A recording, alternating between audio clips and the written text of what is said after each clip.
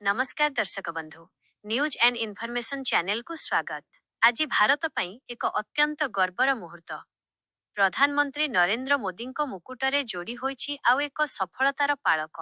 Oman सरकार प्रधानमंत्री नरेंद्र मोदी को सेही देशर सर्वोच्च नागरिक सम्मान रे सम्मानित करिसेंती।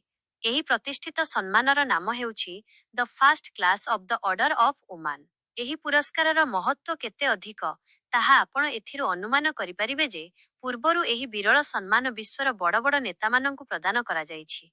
एही तालिकारे ब्रिटेनर राणी एलिजाबेथ, महान नेता नेल्सन मांडेला, जापानर सम्राट आकिहितो, राणी मैक्सिमा एवं जोर्डानर राजा अब्दुल्लाଙ୍କ भଳି व्यक्तित्व सामिल अछंती। आपणंकु जणाई देबाकु चाहूछु जे एहा प्रधानमंत्री मोदींकु मिलिथिबा 29तम अंतर्जातीय सम्मान अटे। भारत एवं ओमान मध्यरे थिबा बंधुत्वपूर्ण संपर्क एही सम्मान माध्यमरे आहुरी सुदृढ़ होईछि। तेबे देश पई एही गर्वर मुहूर्त उपरे आपणकर मतामत कण तळे कमेंट करी निश्चित जणांतु।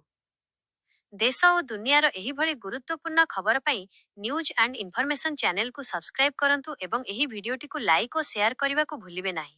धन्यवाद, नमस्कार।